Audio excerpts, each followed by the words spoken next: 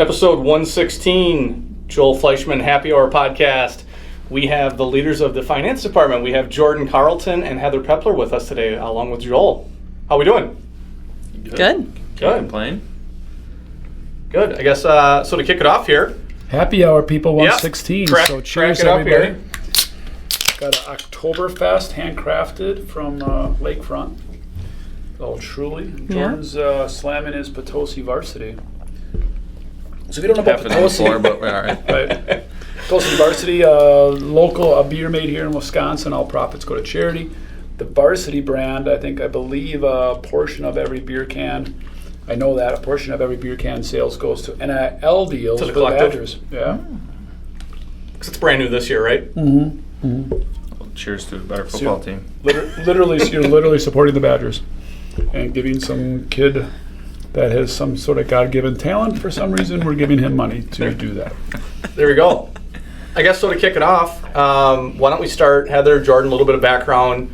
I guess how long you guys have been here at Drexel. Heather, I know obviously you've been in a couple different roles since you've been here at Drexel. Just kind of give us a brief synopsis of how long you've been here and what you've been doing. So let's start with Heather first. Okay. It's been about 2.5 years. Started out at the running back role originally. Did that for 6-7 months before moving to the MLP team at that time. Went through quite a bit of transition with them. Was an LSS, so lumber and structural specialist coming out of that department. Led the job coordinator team, which was the new role from running back. So I was familiar with that role, and now am leading the accounts receivable team. That's a 2.5 years. Mm-hmm. You've touched everything. Yeah. Dang. Definitely given me a lot of exposure to all different elements to like each one just built on the next. So, Okay. Yeah. Jordan. Yeah. So I started actually as an intern. I started that late, right around the new year, 2022, 2023. Started on kind of working under Andy Rettler a little bit, kind of doing a lot of data-related things, and then started full-time actually in June last year. So overall full-time I've been here 19 months now. So yeah, but started off in a data role. Technically was like a data scientist. Did a lot of our reporting, data mining, all of that along the way, and then just recently in the last few months here jumped into the AP leader role and then financial AP AR controller role. Great. I guess going back to Heather, can you talk about what you were just kind of briefly touching on there, and kind of Jordan as well, but start with Heather about how all those different roles between running back, LSS, leading the job coordinator team, formerly running backs, how now into finance, how that's helped you kind of view all the different parts and pieces of what Drexel really is. Yeah, I think it definitely gave me a unique perspective coming into finance because it was just coming in fresh. Like I have banking experience prior to coming to Drexel, and so it wasn't like just coming from banking and coming right into finance. I know how like the parts and pieces. So in the estimating department, I know how to build the house from the bottom up. So being able to kind of know what some of the SKUs and things that we're typing up, especially when I first joined the finance team, they were still doing returns and some of those other processes that we don't do anymore. So it really helped kind of not only give the team guidance, but also make sure that the decisions we were making worked for the rest of the departments within Drexel. For sure. I guess Jordan, just the same. I mean, I know you didn't have as many different roles, as Heather didn't have been here as long, but can you kind of talk about like from the data science and working with Andy and how that has kind of tied in? Yeah, I think just it brings the whole numbers aspect into it. I mean, finance, you obviously deal with a lot of numbers day in and day out. With the whole reporting side, it really taught me, or I guess along the way I learned how to really dig and pry and be able to understand the entire story behind a number rather than just looking at a big number there in front of me and not really realizing where that came from. So yeah, having that background is always good. You kind of are able to answer your own question most of the time when it comes to some of these different things that we come across each day. You've both been in these positions a short few months. What are one of the largest challenges that you face that you didn't maybe expect, or just challenges in general in that department?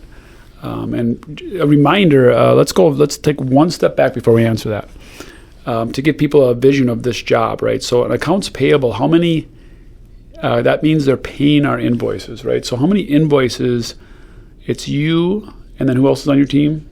Chrissy, and then Abby is out on maternity Right, leave so it's you and Chrissy right now, right? Yeah. Shout out to Chrissy, shout out to Abby. Yes.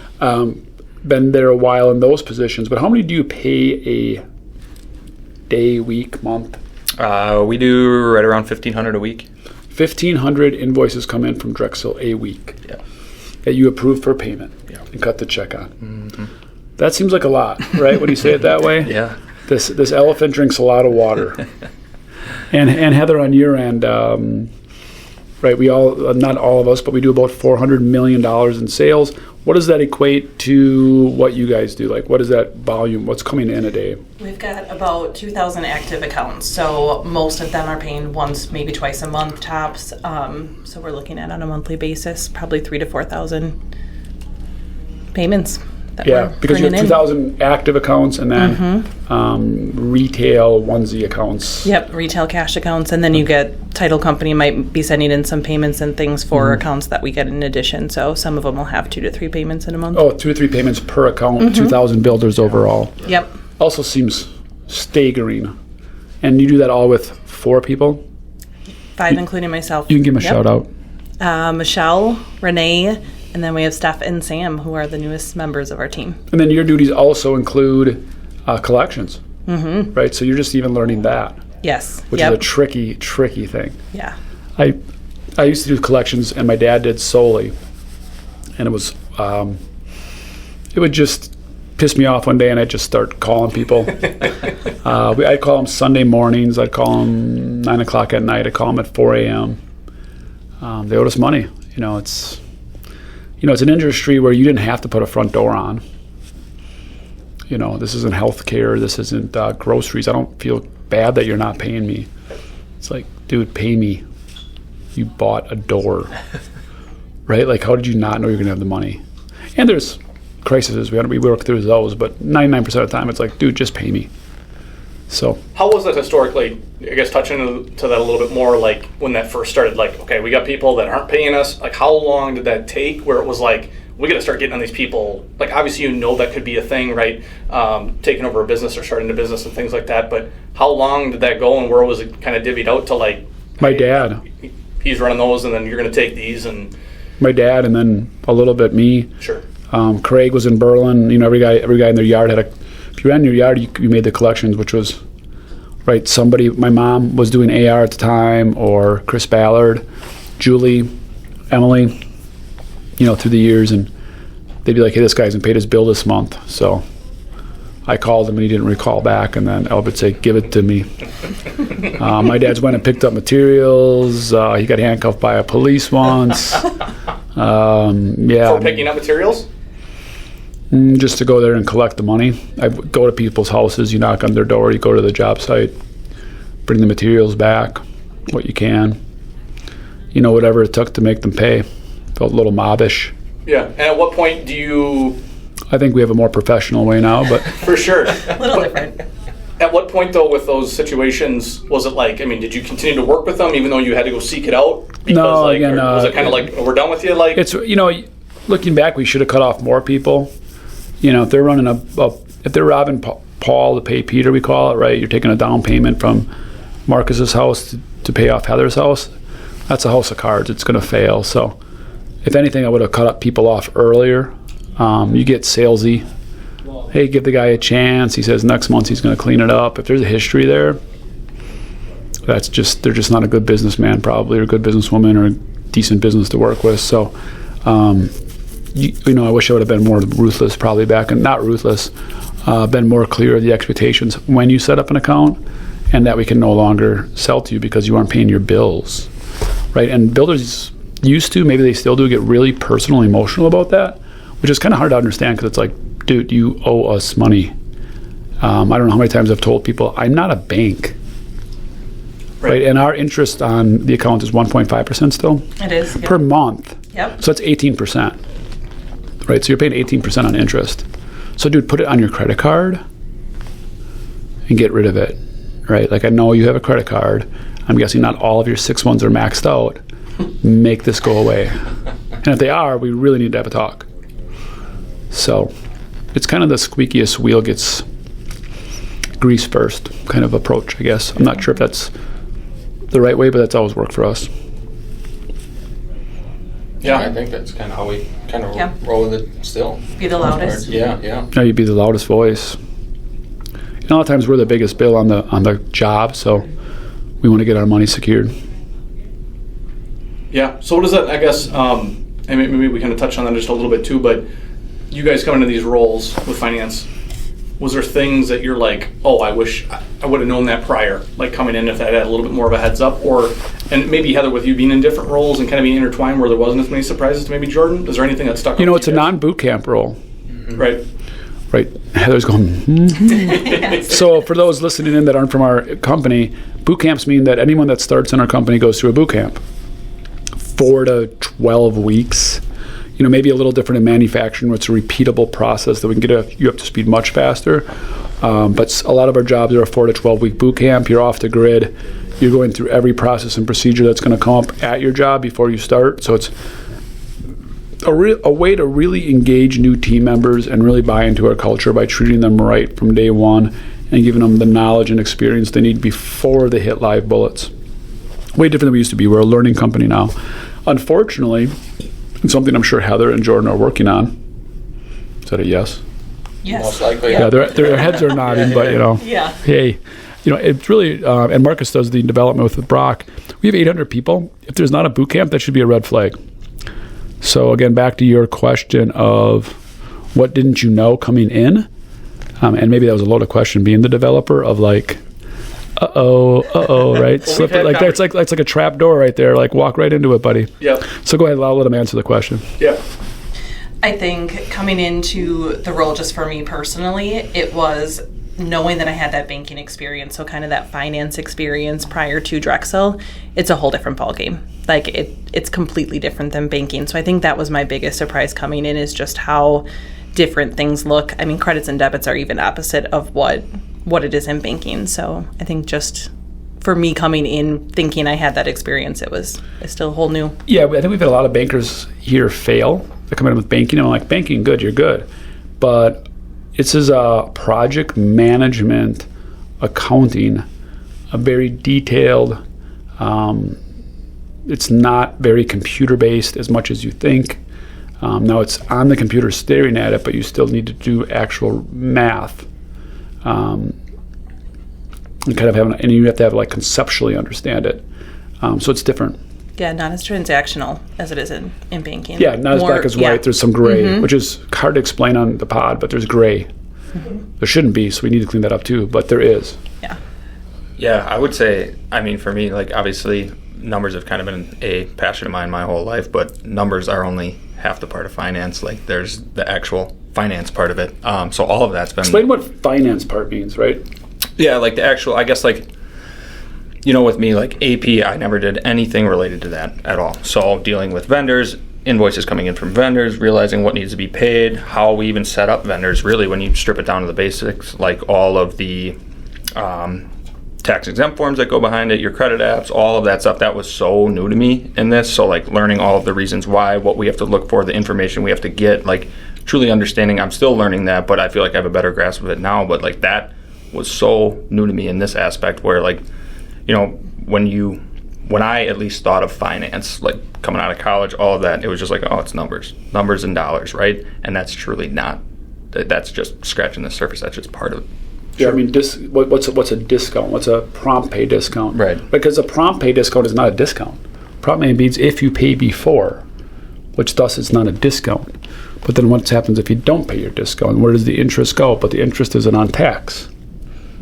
Right? So, okay, so you owe $100, but we owe $100 to a vendor, but we get a 1.5 prompt pay. Yep. Well, that's not 1.5% off 100 because there's tax involved, but it's actually taxing them, but the freight's not taxed.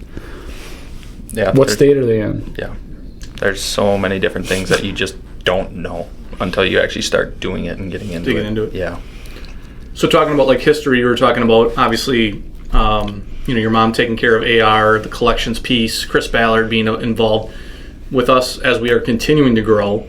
At what point did finance start to scale and add more people? Was that, I know as we kind of talk about like in the shoe from like 85 to 98. It was kind of our location here in Campbellsport, and then like you mentioned with Craig, Berlin comes in. What point did we start adding more of those pieces in the finance side? Was it just once the locations became about and we needed a finance person at those spots? Is it as simple as that? Yeah, really, when kind of looking back, kind of a fun real history lesson on how small we were and maybe how fragile we were. And, my mom would bring home, she paid the bills.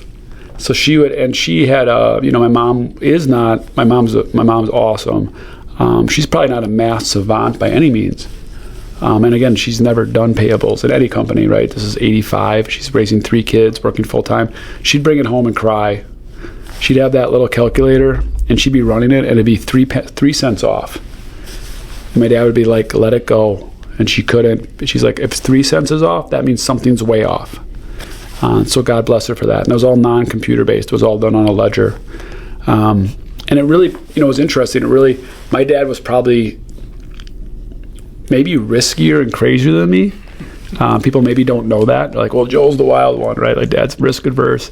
But he's told the story and showed it to my mom and dad is my mom held him back in a lot of ways, maybe in a good way because she paid the bills. And even when I started, right, I'm Joel. I'm like, I'm going to order 1,000 hats. I knew Mom would be up in my shit. Right, and I remember sometimes my dad would buy a bunch of lumber in spring, which was a good time to buy back then, and she literally didn't know if she could make payroll. I remember them talking about it at supper. She's like, you bought so much lumber that we know is going to sell in summer, but I don't know how I'm going to make payroll this month. Those are like real questions at supper table as I'm like, eating a cookie. Like, what's going on here? But I'm like 8. I don't. What's Dad gonna say? It was just like a volley back and forth, right? I always say my parents. I just told that story. My parents talked about family the entire time at work, right? What's going on tonight, and what do the kids got going on, and whatever. And then at home, they'd only talk about work. Kind of a cool, interesting dynamic, which you can probably sort of understand. But so I don't know if I answered your question. As far as it scaling up, it was fairly simple. Back in the day, because it was called due to liability reasons mainly, every single lumber yard was its own entity. Thus, they all reconciled and did their own thing. And then, shout out to Emily and Julie. They're absolute savants, bust their ass, don't get enough credit. So shout out to them. They scaled it all up and made it all happen, kind of behind the scenes, and made sure it worked. We've had some great accountants through the year as well. Ron Pettick and Bob Mathers and Baker Tilly that have guided us, but Jeff Timmers, they have a lot of credit. They owe a lot of credit to those outside influences too that we would lean on from time to time. But Julie and Emily have just been our rocks forever. So God bless them. I remember your dad saying on episode 100 about when your mom was saying that, right? Like, I don't know if I have enough money. He's like, we'll make it work. We'll make it work. It's just like, and obviously you did, right? Right. I know, Jordan, you mentioned you got to kind of get rolling down the street here in just a few minutes. So I guess we'll kind of finish up with Billboard here. But you have one big billboard. It's on 41 or whatever main road you think everybody in the world's on. You get one message for it to see of what truly means to you, whether it's work, family, life related. Let's start with the young buck here. Jordan, what would it be? The young buck. Yeah, the young buck in the room. Young buck, yeah. The young buck that's got to go. What do you have going on tonight as a young buck? I don't work tomorrow. That's what's going on tonight. You got like happy hour going on? Like you got to get here for happy hour? We're doing a happy hour podcast. Oh my goodness. Just a pregame. Oh my goodness. Yeah. Wrap up a podcast so you can find a bar stool? Pretty much, yeah. No, Commanders and Eagles don't play till like 7, bro. Like you got a little couple hours of tailgate. I got to get the brain in a good spot for that game. For my billboard, I would do every little thing is going to be all right. There's a little backstory behind it, I guess. When I was a dumb college kid, still, I guess, not in college, but still dumb, I always said that to like people around me. That was just like what I would say when any stressful situation would come up. But the funniest thing is I always thought the Beatles sung that song.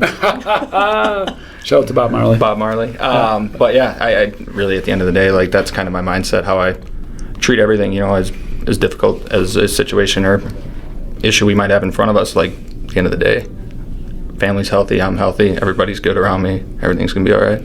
For sure. Heather. I love it. Thank you, Jordan. Yeah. I think right now, just in the season of life I'm in, smaller kids at home, lots of changes here at work, just be present. Really just be where your boots are. So be present would be mine. I love that one. I always give that Gronk Shout out to Matt Gronk.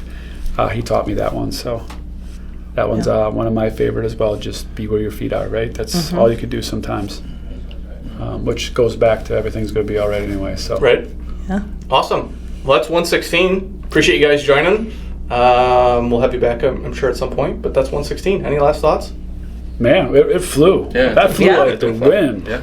Considering, ARAP, I mean, how exciting can it be? So God bless everybody. Peace. Peace. Mega.